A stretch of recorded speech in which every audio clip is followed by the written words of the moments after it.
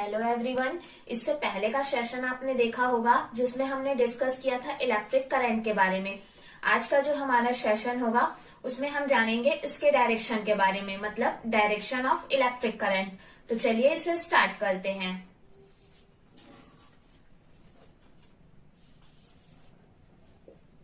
Direction of electric current, मतलब हम इसमें ये जानेंगे कि जिस इलेक्ट्रिक करंट के बारे में हमने डिस्कस किया है उसकी डायरेक्शन क्या होगी। ठीक है, तो सबसे पहले क्या होगा कि जो पुराना टाइम था, ठीक है, जब बहुत मतलब कहा जाए बहुत पुराने जनरेशन की ये बात है, तो उस टाइम जब इलेक्ट्रिक करंट का डायरेक्शन के बारे में ये कहा जाता था कि इलेक्ट्रिक करंट का डायरेक्शन जो होगा वो उसी डायरेक्शन में होगा जिस डायरेक्शन में पॉजिटिव चार्ज मूव करेगा, मतलब जो डायरेक्शन ऑफ पॉजिटिव चार्ज होगा। ठीक है, डायरेक्शन ऑफ पॉजिटिव चार्ज जो होगा वही डायरेक्शन होगा इलेक्ट्रिक करंट का। लेकिन ये कब, तो उस अकॉर्डिंग अगर हम देखें उस टाइम में, मतलब जब ये डेफिनेशन दिया गया था उस टाइम में जो कोई साइंटिस्ट नहीं थे, ठीक है, वहीं के मतलब ऐसे जो लोग थे उन्होंने ये बताया था और ये चीज सही भी थी। तो इस अकॉर्डिंग हमारा डेफिनेशन जो हो जाएगा वो होगा the direction of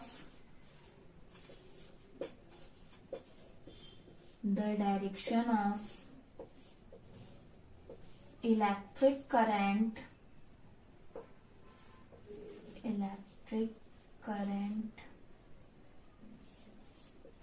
considered in the direction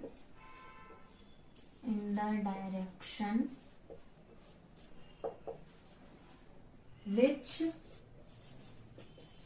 positive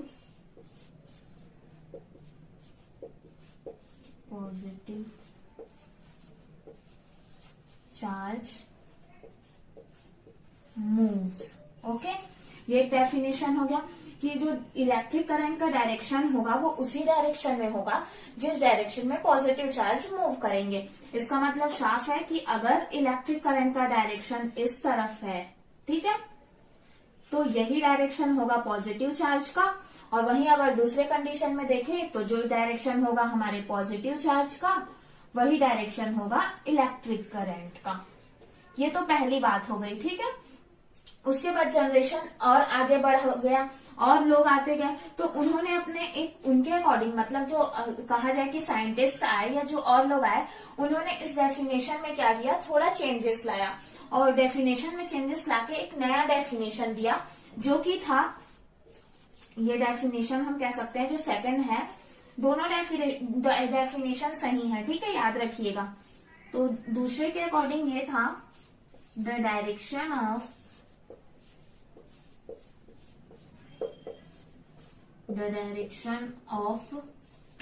electric current is opposite to the direction of flow of electron। Okay, अब इस दोनों डेफिनेशन को मैं आपको एक डायग्राम के हेल्प से समझाने की कोशिश करती हूँ। ठीक है, तो सबसे पहले आप ये देखिएगा, यहाँ पे एक पॉइंट ले लीजिए, ये ए पॉइंट है और दूसरा पॉइंट जो है वो बी है। सबसे पहले हम फर्स्ट डेफिनेशन को समझते हैं। तो इसके अकॉर्डिंग है the direction of electric current considered in the direction which direction positive charge moves, मतलब जो इलेक्ट्रिक करंट का डायरेक्शन है वो उसी डायरेक्शन में होगा जिस डायरेक्शन में पॉजिटिव चार्ज मूव करेगा। इसका मतलब ये है कि अगर हमारे पास जो पॉजिटिव चार्ज है, ठीक है, वो देखिए इस डायरेक्शन में मूव कर रहा है। अगर पॉजिटिव चार्ज हमारा इस डायरेक्शन में मूव कर रहा है तो यही जो डायरेक्शन होगा वो करंट का भी होगा। डायरेक्शन ऑफ करंट भी जो होगा वो यही होगा। ठीक है, ये हो गया पहले वाले डेफिनेशन के अकॉर्डिंग कि जिस डायरेक्शन में पॉजिटिव चार्ज जाएंगे वही डायरेक्शन जो होगा वो डायरेक्शन ऑफ करंट होगा। ठीक है, पहला डेफिनेशन। और दूसरे डेफिनेशन की बात करें तो the direction of electric current is opposite to the flow of electron. अब फ्लो ऑफ इलेक्ट्रॉन, इलेक्ट्रॉन में आपको याद रखना है कि इलेक्ट्रॉन में जो होते हैं वो बेसिकली निगेटिव चार्ज होते हैं, ठीक है। तो यहाँ पे अब हमने फिर से ये पॉइंट लिया, ये पॉइंट ए और ये पॉइंट बी। लेकिन इस बार हम क्या देखेंगे कि इलेक्ट्रॉन को फ्लो कराना है हमको, तो हम मानते हैं कि बी डायरेक्शन से सपोज इलेक्ट्रॉन फ्लो करके ए की तरफ आ रहा है, ठीक है। तो यहाँ से ये चीज तो साफ है कि इलेक्ट्रॉन का जो डायरेक्शन है वो बी से ए की तरफ है, ये हो गया हमारा इलेक्ट्रॉन का डायरेक्शन। लेकिन यहाँ पे क्या कहा है, जो करंट का डायरेक्शन होगा वो अपोजिट होगा। इसका मतलब आपका इलेक्ट्रॉन जो है वो बी से ए की तरफ आ रहा है, तो जो करंट फ्लो होगा वो ए से बी की तरफ होगा, मतलब करंट का डायरेक्शन इस तरफ होगा, ठीक है। करंट इस डायरेक्शन में फ्लो करेगा। होप ये आपको दोनों डेफिनेशन से समझ आया होगा इस डायग्राम के हेल्प से, कि जब पहला होगा, मतलब एक चीज आपको याद रखना है, अगर इसका ओवरऑल हम समझने की कोशिश करें तो जो पॉजिटिव चार्ज का डायरेक्शन होगा वही डायरेक्शन होगा करंट का। और अगर हम बात करें इलेक्ट्रॉन के डायरेक्शन की, तो इलेक्ट्रॉन का डायरेक्शन जो होगा वो अपोजिट होगा, ठीक है। इसको मैं आपको एक और डायग्राम से समझाती हूँ ताकि आपको अच्छे से ये चीज समझ आ जाए।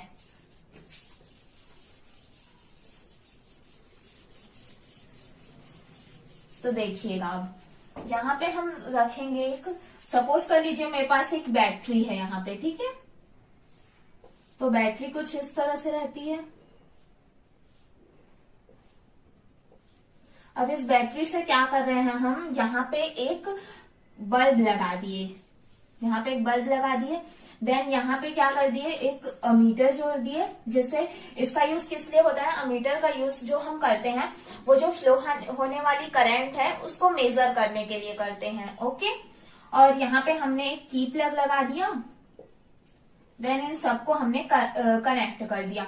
अब अगर हम देखें तो बैटरी में अगर आप देखें तो बैटरी में ये जो आपको दिख रहा है, पहले पॉजिटिव होगा, देन निगेटिव होगा, फिर पॉजिटिव होगा, फिर निगेटिव, फिर पॉजिटिव, ठीक है। ये आपको पता भी होगा, जो बड़ा लाइन दिख रहा है वो पॉजिटिव को डिनोट कर रहा है और जो उसके बाद वाला है वो निगेटिव को।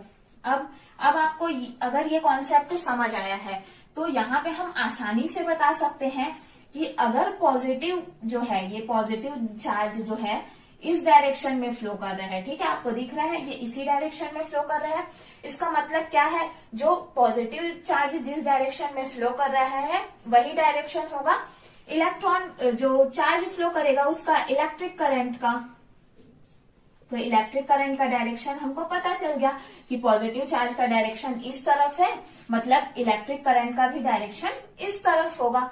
अब ये जो बात करें हम निगेटिव चार्ज की, निगेटिव चार्ज ही क्या है, यहाँ पे इलेक्ट्रॉन है, निगेटिव चार्ज को ही हम इलेक्ट्रॉन कहते हैं, ठीक है। और इलेक्ट्रॉन का डायरेक्शन जो होगा वो करंट के क्या होता है, अपोजिट होता है। अभी हमने डेफिनेशन से जाना है, the direction of electric current is opposite to the flow of electron. मतलब इधर अगर करंट फ्लो हो रहा है तो इलेक्ट्रॉन का जो डायरेक्शन होगा वो अपोजिट होगा। मतलब यहाँ पे अगर इस डायग्राम में आपसे कोई पूछे कि इलेक्ट्रॉन का डायरेक्शन क्या है, तो आप इजिली बता सकते हैं कि अगर पॉजिटिव चार्ज फ्लो इस तरफ हो रहा है, इसका मतलब है कि करंट जो है वो इस तरफ फ्लो हो रहा है, इस वजह से जो इलेक्ट्रॉन का फ्लो है वो इसके अपोजिट डायरेक्शन में होगा, ओके। ये हो गया एक कॉन्सेप्ट, हमने जान लिया कि डायरेक्शन ऑफ इलेक्ट्रिक करंट क्या होता है। तो अब एक चीज, इससे रिलेटेड न्यूमेरिकल्स भी पूछे जाते हैं, तो मैं उसको भी प्रैक्टिस करा देती हूँ आप लोगों को। होप ये कॉन्सेप्ट आपको समझ आया होगा।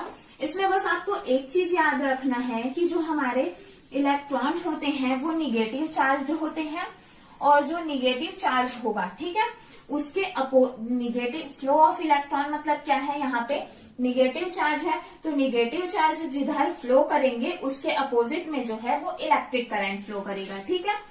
और एक चीज याद रखना है कि जिधर इलेक्ट्रिक करंट फ्लो करेगा वही जो होगी पॉजिटिव चार्ज भी उसी तरफ ही फ्लो करेगा।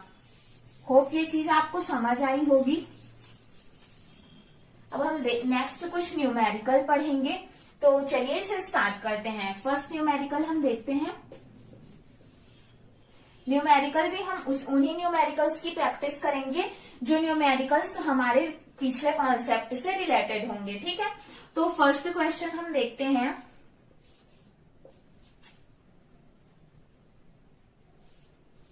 ए current of 5 ampere, a current of 5 ampere is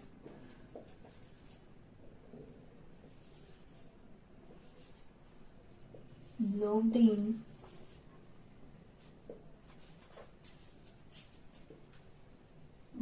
electric bulb for 10 minutes। तो हमको बताना है कैलकुलेट द इलेक्ट्रिक चार्ज। ये हमारा क्वेश्चन है, ठीक है। तो सबसे पहले आपको कोई भी क्वेश्चन दिखे तो आपको ये देख लेना है कि आपको क्या क्या गिवन है। ओके, तो सबसे पहले हम गिवन लिख लेते हैं। जो हमको दिया हुआ है वो है 5 एम्पियर दिया है। 5 एम्पियर क्या है, हमारा करंट है। करंट को हम किससे डिनोट करते हैं, आई से। तो आई इक्वल टू आपको दिया गया है 5 एम्पियर। और सेकेंड चीज आपको क्या दी गई है, 10 मिनट्स दिया गया है। 10 मिनट क्या है, टाइम है। तो t इज इक्वल टू आपको जो दिया गया है वो 10 मिनट है। ओके, अब यहाँ पे आपको एक चीज याद रखना है कि टाइम आपको यहाँ पे मिनट में दिया गया है। तो सबसे पहले आप इसको किस में करेंगे, सेकंड में चेंज करेंगे, क्योंकि जो इसकी यूनिट क्या होती है, सेकंड होती है। और हम जो सॉल्यूशन लाएंगे वो भी किस में होगा, उसी में ही होगा। इस वजह से हम क्या करेंगे, इसको चेंज कर देते हैं पहले। तो आपको ये याद रखना है इसमें मिनट है, इसको हमको सेकंड में चेंज करना है। तो 1 मिनट में कितने होते हैं, 60 सेकंड्स होते हैं। तो सबसे पहले आप इसको इंटू कर दीजिए 60 से। तो आपके पास क्या आ जाएगा, 600 सेकेंड्स। ओके, ये दो वैल्यूज थी जो हमको पता थी। अब हमको ये ऐसा फॉर्मूला निकालना है जो आई और टी की वैल्यूज इसमें हो। आपको ये याद रखना है कि हमने ऐसे कौन से फॉर्मूला पढ़े हैं जिसमें ये चीज था, ठीक है। तो आपको याद होगा हमने जो फॉर्मूला पढ़ा था वो ये था कि Q I is equal to Q upon T. Okay, और इस क्वेश्चन में आपको क्या फाइंड आउट करना है, Q electric charge. Electric charge का मतलब क्या है, क्यू आपको फाइंड करना है। अब ये फॉर्मूला आपको पता है तो आप इससे आसानी से निकाल सकते हैं अदर फॉर्मूलेज भी, कैसे करके, इसको ट्रांसफर करके। तो अगर हम क्यू करें तो क्यू के इक्वल में क्या होगा, क्यू इक्वल टू क्या हो जाएगा हमारा, आई इंटू टी। ये इसके लिए हमने कुछ फॉर्मूला याद किया क्या, बस ये हमको ये वाला फॉर्मूला पता है बेसिक, उससे हम अपने नीड के अकॉर्डिंग इसको ट्रांसफर करके कुछ भी फॉर्मूला निकाल सकते हैं। तो सबसे पहले आपको जो जो वैल्यूज पता है वो पुट कर दीजिए। आई की वैल्यू हमको पता है 5 एम्पियर है।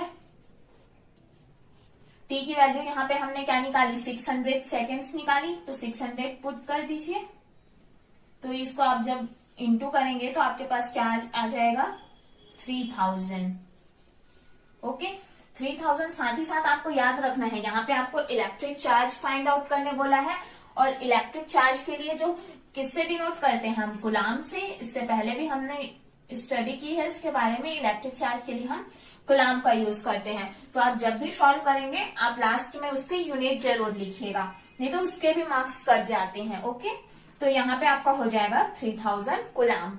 ये बिल्कुल इजी था। नेक्स्ट हम एक और न्यूमेरिकल की प्रैक्टिस कर लेते हैं। चलिए, नेक्स्ट जो न्यूमेरिकल होगा वो बिल्कुल बेसिक होगा, मतलब बेसिक जो आपको पता ही होना चाहिए। वो वैल्यूज भी हम याद करते हैं, उसी वैल्यू का हम एक न्यूमेरिकल की तरह पढ़ लेते हैं, ठीक है। तो क्वेश्चन आपका होगा calculate number of electron constituting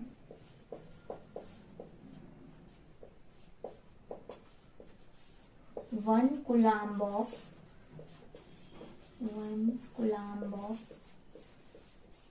charge okay. Question आपको दिया गया है कि हमको नंबर ऑफ इलेक्ट्रॉन्स बताने हैं, एक कूलम्ब चार्ज में कितने नंबर ऑफ इलेक्ट्रॉन्स होते हैं। तो ये चीज आपने देखा होगा कि ये चीज हम वैल्यू याद भी करते हैं कि नंबर ऑफ इलेक्ट्रॉन्स कितने होते हैं एक कूलम्ब में।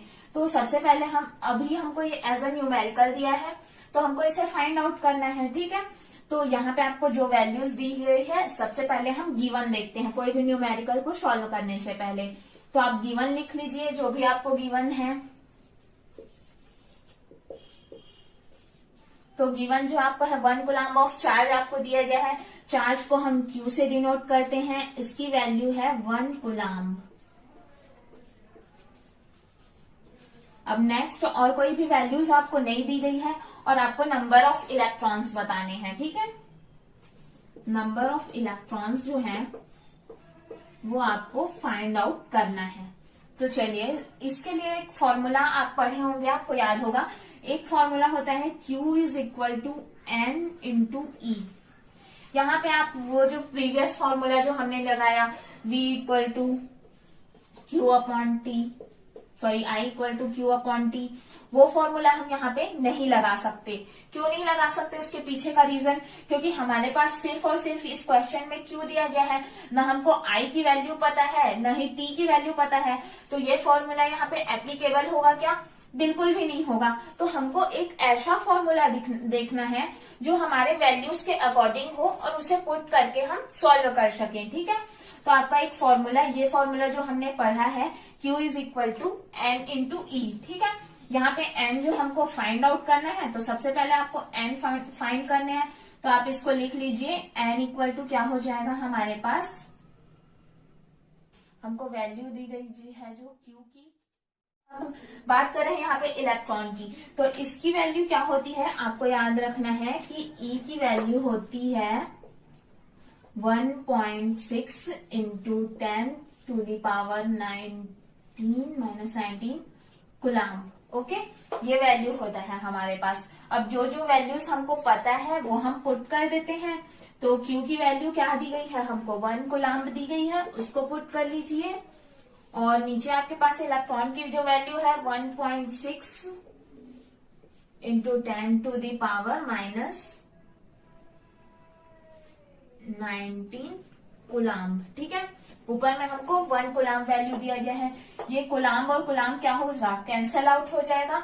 नेक्स्ट स्टेप आप ध्यान से समझने की कोशिश कीजिएगा, ठीक है।